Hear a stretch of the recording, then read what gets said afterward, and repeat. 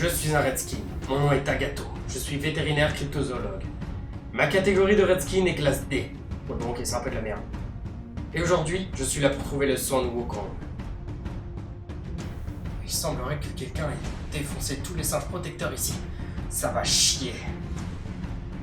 Ok, normalement, les flammes du personnage principal sont vertes. Mais moi, je sais pas faire des flammes vertes. Donc les flammes vont rester couleur flamme, ok? Ça va chier.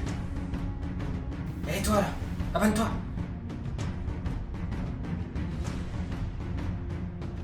Redskin est un shonen tout droit venu de l'île de la Réunion. Ce dernier est d'ailleurs écrit par Stark, mais ce n'est pas du tout le Stark auquel vous pensez au premier abord. Non. Et ce manga est publié par Des Bulles dans l'océan. D'ailleurs, j'en profite pour vous dire que le tome 1 de Redskin est d'ailleurs en lecture gratuite sur un site que j'ai mis en description, et il est gratuit durant la durée du confinement. Donc, si jamais cette vidéo vous a plu et vous a donné envie de découvrir cette série, n'hésitez pas donc à aller lire tout simplement. Nous commençons cette histoire auprès d'Agato, qui se trouve être un jeune Redskin, vétérinaire cryptozoologue. Il est dans la classe D, donc c'est pas ouf hein. La classe D, c'est vraiment pas une classe, c'est vraiment pas les plus badass quoi. Et il est membre du MDI, organisation qui apparemment a en son sein beaucoup de mecs un peu casse-gueule, si je puis dire. Agato est à la recherche de Son Wukong, donc le roi singe. Il va donc sur les traces de ce dernier et se retrouve face à quelque chose qui ne va pas lui plaire. Une dizaine de singes très mal en point. L'aventure commence vachement bien. Et comme vous vous en doutez, ça ne lui plaît pas du tout à notre jeune ami des bêtes. Donc il continue son expédition à la recherche du roi singe, et quand il finit enfin par le débusquer, il s'apercevra que Son Wukong fait face à 3 énergumènes, qui tentent de le terrasser. Super, de mieux en mieux. Donc encore une fois, évidemment, ça lui plaît pas. Pas du tout même. Il va alors faire quelque chose d'assez inattendu, il va lui-même mettre une énorme patate à Son Wukong. Un peu comme ça. Bon, moi j'ai pas vraiment le charisme d'un mec qui fait de la bagarre, donc ça marche pas, mais imaginez un mec badass qui met une patate quoi.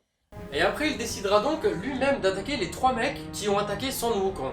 Car une fois qu'il a mis la patate à Son Wukong, il est un peu devenu ce qu'on pourrait appeler son nouveau boss quoi. Donc c'est un peu lui le nouveau roi des singes. Et donc forcément, qui touche à la meute de quelqu'un finit par avoir son boss sur le dos. Pas de bol pour les 3 petits énergumènes là. Et il laissera alors parler ses poings, mais pas n'importe quel point, parce que ses poings sont entourés de flammes d'émeraude. Évidemment, je ne vous dévoile pas tout ce qui se passe dans ce premier chapitre, puisque c'est très intéressant de le lire par vous-même. Et comme je l'ai dit en début de vidéo, le lien est toujours dans la description. Entre temps, il s'est pas enfui, ce serait quand même étrange. Donc si jamais vous avez envie de découvrir ce titre, n'hésitez pas à revenir en commentaire pour qu'on puisse en débattre ensemble. Et après, notre aventure bien évidemment continuera, on découvrira de nouvelles personnes dans une taverne que d'abord je trouvais cool. Il y aura également des rencontres en tout genre, puisque notre héros a un caractère plutôt compliqué. Il est très sanguin, hein, donc forcément si quelqu'un le titille un petit peu, bah, il va pas être content, puis si quelqu'un embête un animal, il va pas être content. Je vous le dis, voilà, ce sera un petit spoil, comme ça que je vais vous dire, mais quelqu'un à un moment va vouloir marcher sur des vers de terre, et bah, il va un peu s'emporter. Des vers de terre. C'est pas le truc le plus fou quand même.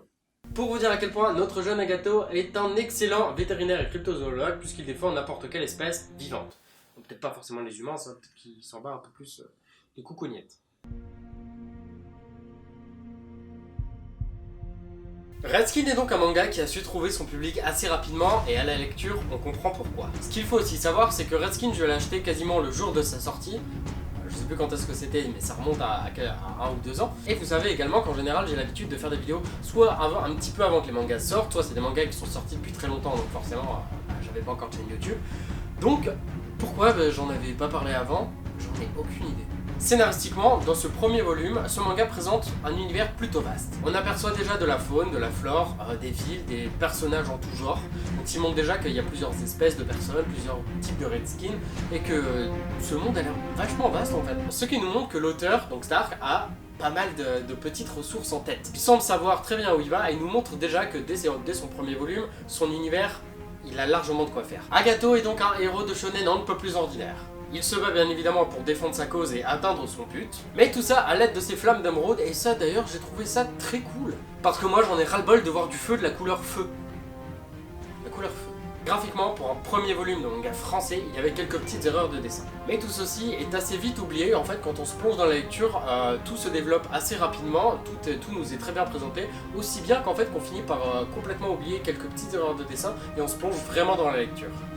Le dessin pour moi, je sais pas pourquoi, je trouve qu'il y a une petite inspiration entre Hunter x Hunter, Fairy Tail et un petit peu de Dreamland pour certains personnages. Encore une fois, tout ça, bien évidemment, ça reste mon avis. Vous pouvez être absolument d'un avis contradictoire avec le mien en vous disant que le dessin il pourrait être inspiré de Pokémon, je sais pas.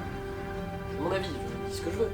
En tout cas, c'est un manga qui semble bien suivre son petit bout de chemin, puisque nous sommes déjà à 2 tomes et que le 3e devrait sortir, d'après ce que l'auteur m'a dit, parce que oui, voilà, j'ai un petit peu discuté avec lui. Le 3e tome devrait sortir aux alentours du 30-31 mai, quelque part par là. Sur ce, je vous laisse, je retourne sur la lecture de tomes que j'arrête pas de dévorer en ce moment. Oui, je lis Kingdom, vous l'avez vu sur Instagram, j'en parle beaucoup. Laissez-moi tranquille. C'est fou ça. Et je vous dis donc à très bientôt pour une prochaine vidéo. Bisous sur les fesses.